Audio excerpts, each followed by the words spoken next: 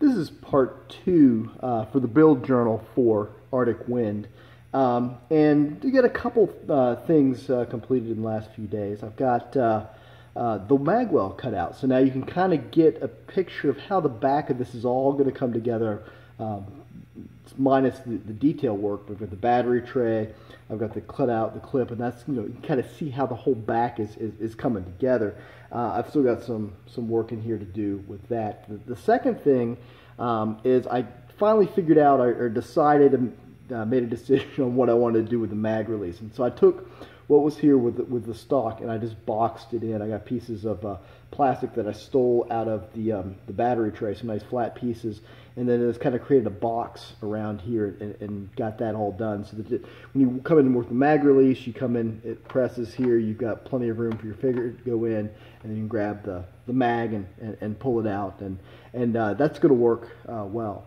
And then the final thing that I've been working on is trying to get this front right.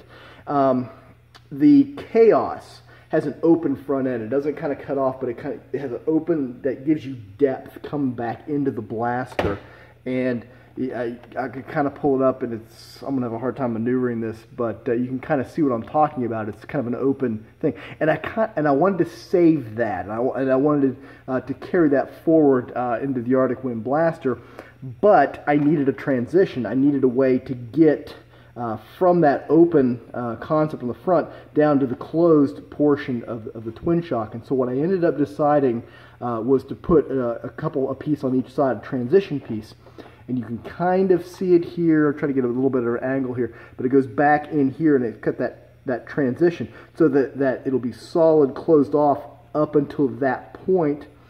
And I may file it down just a little bit to adjust to this line. I haven't decided, but saves that open concept front for the Chaos, but then gives you that transition down into the closed shell of the twin shock.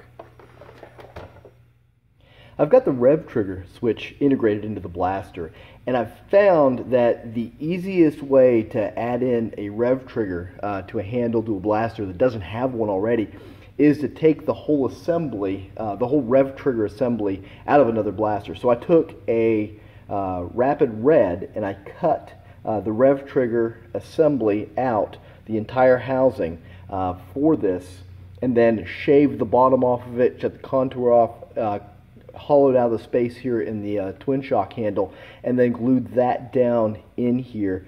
You can kind of see I had to take the bottom, so the outside layer is gone, but the ribbing and all that stays together. And what that does is that allows you the rev trigger to maintain the exact same action that it had in the original blaster. I've tried to build these from scratch, and it just never turns out well, or not nearly as well as putting a rev trigger from another blaster that already has its assembly that's already ready to go. It's kind of a shortcut, maybe a little bit of a cheating way to do it. I don't think it's a cheating way. I think it's a better way to do it. But it just works just smoother, cleaner, and it's just gives a better result in the end. With this, and I've got the main trigger, the rev trigger, the main trigger now. Ooh, pop my spring. You can see they work completely independently of each other.